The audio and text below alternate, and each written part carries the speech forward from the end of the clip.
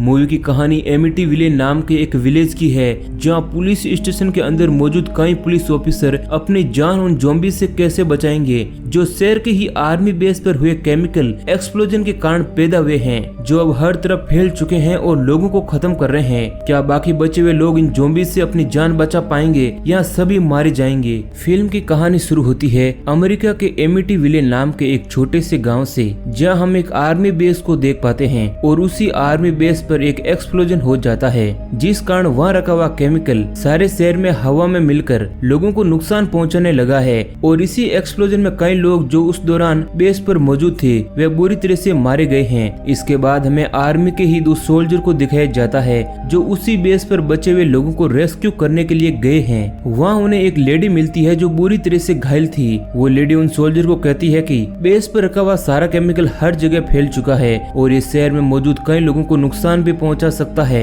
इसके बाद हमें शहर के ही एक टीवी न्यूज से पता चलता है कि गवर्नमेंट वहां के लोगों को 2 दिनों तक घर में ही रहने की सलाह दे रही है। दरअसल गवर्नमेंट उस केमिकल से बचने के लिए विलेज में एसिड रेन करवाना चाहती है ताकि उस केमिकल को जड़ से ही खत्म किया जा सके और वे केमिकल लोगों के लिए खतरा साबित न हो। इसके बाद हमें एक रेस्टोरेंट का सीन दिखाया जाता है जहाँ हम एक पुलिस ऑफिसर को भी देख पाते हैं जिसका नाम डेस है। वे रेस्टोरेंट में न्यूज देख रहा होता है और उसे पता चलता है कि सारे शहर में एसिड रेन होने वाली है, जिसके लिए लोगों को सलाह दी है कि वे अपने घर से बाहर ना आएं। अब ये सब सुनकर रेस्टोरेंट की ओनर लेडी डेस को कहती है कि वे लोग इन सब चीजों से बहुत ही परेशान हैं। इसके बाद डेस खाना लेकर वापस पुलिस स्टेशन की तरफ जाने लगता है। रास्ते में वे देखता है कि आसमान में बादल पूरी तरह से लाल हो चुके हैं, जो उसी केमिकल के कारण हुए थे जो उस आर्मी बेस से अब हवा के जरिए फैल रहा था। अब कुछ ही देर बाद डेस पुलिस स्टेशन पहुंच जाता है, जहां हम एक और ऑफिसर को देख पाते हैं जिसका नाम स्टीव है, जो डेस को बताता है कि उसकी एक्स वाइफ का कॉल आया था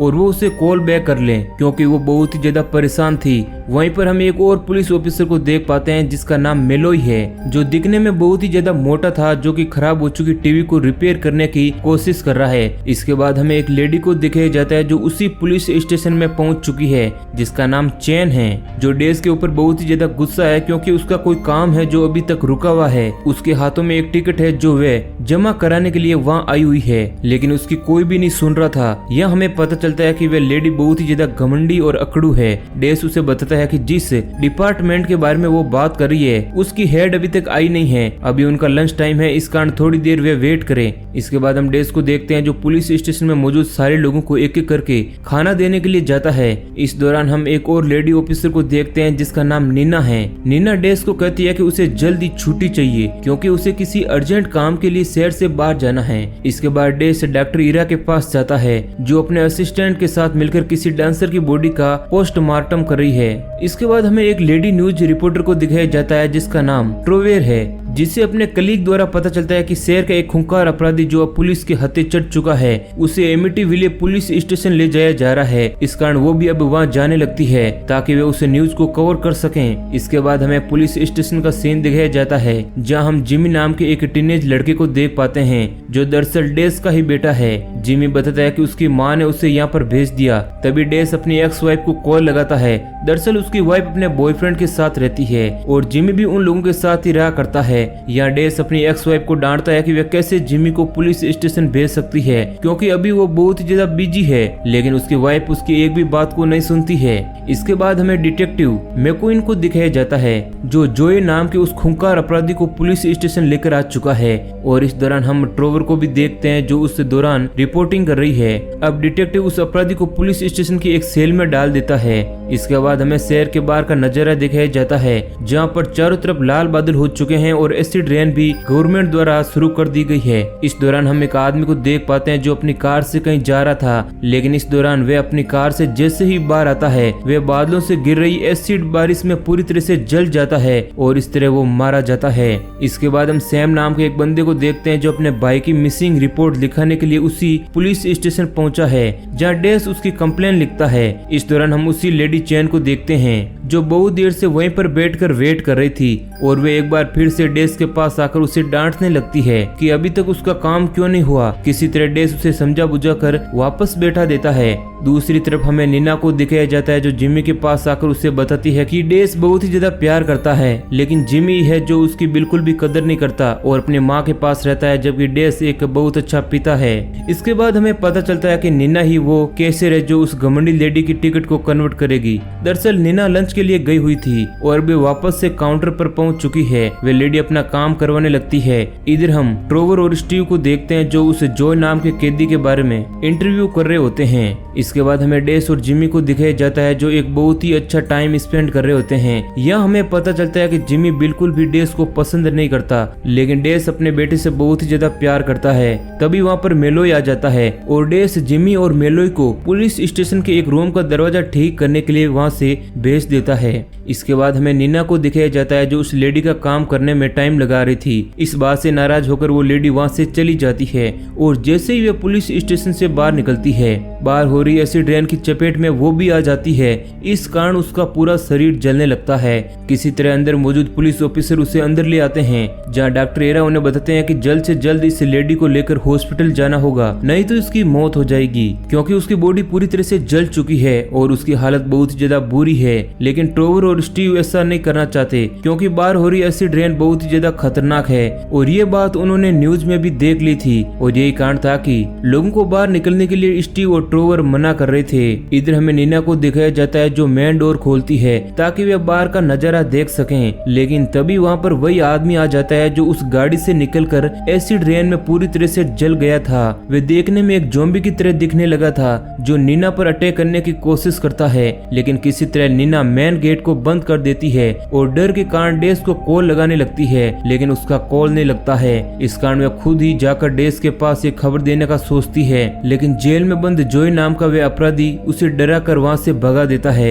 इस दौरान हम जॉय को देखते हैं जो पास ही में रखे टूल किट में से किसी तरह का एक टूल निकाल लेता है ताकि वे सेल को खोल सकें। इधर मेलोय को भी उस टूल के बारे में याद आता है कि उसने उस टूल बॉक्स को कहाँ पर रखा था। दरअसल वे लोग एक रूम के अंदर दरवाजे को रिपेयर करने आए हुए थे और उन्हें टूल की जरूरत थी, इसलिए वो उसे लेने के लिए उसी जगह पर जाने लगता है। इससे पहले वे मोर्चरी रूम में जाता है जहाँ पर डॉक्टर ईरा उस लेडी को एग्जामिन कर रहे होते हैं, लेकिन वे देखते हैं कि चैन अब मर चुकी है। इस कारण वे उसके ऊपर ढका हुआ पॉलिथीन अलग करते हैं जिस पर लगे हुए कुछ बारिश के छींटे जाकर सीधा मेलोय के फेस पर गिरते हैं, जिस कारण उसका फेस पूरी तरह से जलने लगता है और वह बुरी तरह से डर जाता है कि आखिर उसके साथ हो क्या रहा है। इस कारण मेलोय बाथरूम में अपने फेस को धोने के लिए चला जाता है, लेकिन बाथरूम में पहुंचने पर उसे पता चलता है कि वहां पर तो पानी ही नहीं आ रहा है। तभी हम वहां पर सैम को भी देख पाते हैं जो उस बाथरूम में अभी भी मौजूद था। अब कुछ ही देर में मेलोय के चेहरे की स्किन अलग होने लगती है। अब ये सब देखकर सैम भी डर जाता है। उन लोगों को समझ नहीं आ रहा है कि आखिर हो क्या रहा है और कुछ ही देर बाद तड़प तड़प कर मेलोय की मौत हो जाती है। सैम ये देखकर बुरी तरह से घबरा जाता है। इसी दौरान एक बार फिर से मेलोय खड़ा होता है क्योंकि अब वो एक ज़ॉम्बी में कन्वर्ट हो चुका था और वे देखते ही देखते बाथरूम में मौजूद सैम के ऊपर अटैक कर देता है और उसे नोच नोच कर खाने लगता है। इधर हमें उसी खूंखार अपराधी जॉय को दिखाया जाता है जो टूल बॉक्स से उठाई हुए एक टूल से सेल को खोलने की कोशिश करता है, लेकिन तभी वहाँ पर स्टीव ट्रोवर को लेकर पहुँच जाता है क्योंकि ट्रोवर जॉय का इंटरव्यू लेना चाहती थी और इसके बाद स्टीव वहाँ से चला जाता है। इधर हमें मोर्चरी रूम का सीन दिखाया जाता है जहाँ डॉक्टर एरा के असिस्टेंट को पता चलता है कि मर चुकी वह औरत एक ज़ॉम्बी बन चुकी है जो उस पर किसी भी वक्त अटैक कर देगी। इधर हम सैम को भी देख पाते हैं जो अब एक ज़ॉम्बी में बदल चुका है और अब उस स्टेशन की बिजली भी जा चुकी है क्योंकि बाहर बहुत ही तेज एसिड रेन हो रही थी। इसके बाद हमें सेल रूम का सीन दिखाया जाता है जहाँ हमें ट्रोवर और जॉय देखने को मिलते हैं। वहीं पर कैमरामैन भी मौजूद होता है जिससे पास से ही कुछ अजीब सी आवाजें आती है। इस कारण वो दोनों उसी आवाज की तरफ जाने लगते हैं। इधर जॉय उस सेल को पूरी तरह से खोल लेता है और वहाँ से बाहर निकल जाता है। दूसरी तरफ हम नीना को देखते हैं जो उन लोगों को ही बुलाने के लिए वहाँ से जा रही थी, लेकिन रास्ते में अंधेरा होने के कारण उसे डर भी लग रहा था क्योंकि रेंगता हुआ सैम अब उसकी तरफ आगे बढ़ रहा था। इससे पहले कि वो सैम को वहाँ देख पाती वो वहाँ से आगे बढ़ती है और एक रूम में पहुँचती है जहाँ उसे पता चलता है कि ट्रोवर अपने ही कैमरामैन के ऊपर अटैक कर रही है और उसे मारने की कोशिश कर रही है। नीना उसे ऐसा करने से रोकती है, लेकिन ट्रोवर उसे बताती है कि उसका कैमरामैन एक ज़ॉम्बी बन चुका था। अब इस दौरान ट्रोवर नीना के ऊपर भी हथौड़े से अटैक कर देती है, लेकिन फिर से वे कैमरामैन उठकर ट्रोवर के ऊपर अटैक कर देता है जिससे वे और घायल हो जाती है।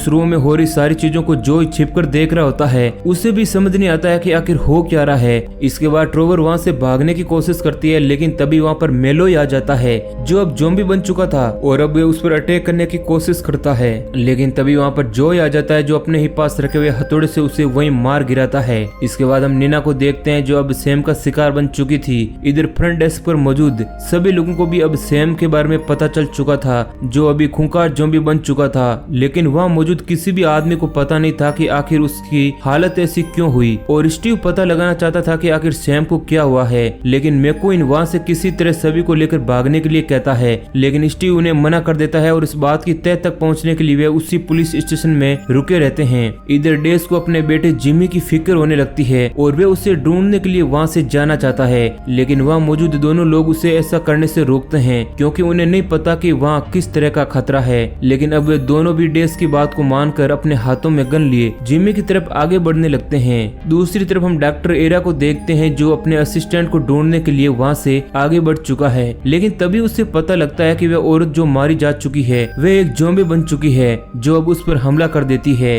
वो किसी तरह उस औरत को मार गिराता है, लेकिन तभी वहाँ पर उसी का असिस्टेंट भी आ जाता है। एरा उस पर भी हमला करने लगता है। इधर में डेस और उसके दोनों साथियों को दिखाया जाता है जिनके हाथों में गन थी और वे लोग आगे बढ़ रहे हैं। तभी वे लोग वॉकी टॉकी से जिमी को कांटेक्ट करते हैं। डेस उसे कहता है कि वे वहीं पर छुपा रहे क्योंकि पुलिस स्टेशन के अंदर बहुत सी अजीब चीजें हो रही है, लेकिन जिमी उनकी बात को नहीं मानता है और वहाँ से बाहर निकल जाता है। इधर वे तीनों लोग जिमी की तरफ आगे बढ़ रहे होते हैं, लेकिन तभी वहाँ पर वे कैमरामैन भी आ जाता है जिसे देखते ही वे उसे शूट कर देते हैं। इसके बाद हम डॉक्टर ईरा को देखते हैं जो उसी स्टेशन में मौजूद एक दूसरी लड़की जो ज़ॉम्बी बन चुकी है उसका शिकार हो जाते हैं और इस तरह वह डॉक्टर भी ज़ॉम्बी बन जाता है। इधर नीना भी ज़ॉम्बी बन चुकी थी जो अपने ही पुलिस कलीग के ऊपर अटैक कर देती है और इस दौरान वह स्टीव को भी बाइट कर लेती है, लेकिन किसी तरह से स्टीव नीना के ऊपर गन से शूट कर देता है जिससे वह दूर जाकर गिरती है। तभी डिटेक्टिव स्टीव की हालत को देखने के लिए पास पहुंचते हैं। तभी वहाँ पर एक बार फिर से नीना आ जाती है जो उसे भी घायल कर देती है, लेकिन किसी तरह से वे अपने हाथ को एक पट्टी से बांधकर वापस डेस के पास आता है और वे दोनों एक बार फिर से जिम्मी की तरफ आगे बढ़ते हैं जो अभी भी उसी रूम में फंसा हुआ था। इसके बाद वे दोनों जैसे ही आगे बढ़ते हैं उन्हें रास्ते में मेलोई नजर आता है जो अब एक खूंखार ज़ॉम्बी में बदल चुका है जिसे डेस अपने ही गन से शूट कर देता है। हालांकि वे ऐसा नहीं करना चाहता था, लेकिन वह करता भी क्या, उसके पास और कोई रास्ता नहीं था। अगर वे उसे नहीं मारता तो वह उनके ऊपर अटैक कर देता। अब यहाँ से वे दोनों आगे बढ़ते हैं जहाँ रास्ते में उन दोनों को जॉय मिलता है जो अपने हाथों में हथियार लिए अभी भी उसी स्टेशन में मौजूद था। वह उन दोनों को बताता है कि वे अभी ज़ॉम्बी नहीं बना है इसलिए उनको कोई भी खतरा नहीं है, लेकिन तभी उसके ऊपर भी ज़ॉम्बी अटैक कर देते हैं और अब इस तरह वह भी ज़ॉम्बी बन जाता है। इसके बाद वे दोनों उन ज़ॉम्बीज को छोड़कर वहाँ से जिम्मी की तरफ आगे बढ़ते हैं जहाँ जाने पर डेस पूरी तरह से चौंक जाता है क्योंकि डॉक्टर एरा उसके बेटे जिम्मी को नोच नोच कर खा रहे होते हैं और ये देखकर डेस पूरी तरह से डर जाता है और उसे अफसोस होता है कि आखिर उसका बेटा जिम्मी पुलिस स्टेशन में क्यों आया। इसके बाद डिटेक्टिव उसे वहाँ से चलने के लिए कहता है, लेकिन डेस अब पूरी तरह से टूट चुका था। वह वहीं पर बैठा रहता है और हम देखते हैं कि बाहर से बहुत सारे ज़ॉम्बी पुलिस स्टेशन में आने लगे हैं और वे सभी डेस की तरफ ही आगे बढ़ रहे हैं और इसके बाद आगे क्या होगा ये तो आप सोच ही सकते हैं। और इसी सीन के साथ मूवी एंड हो जाती है। तो दोस्तों ये कहानी आपको कैसे लगी है हमें कमेंट करके जरूर बताना। ऐसे ही और इंटरेस्टिंग वीडियो के लिए हमारे चैनल को सब्सक्राइब करें।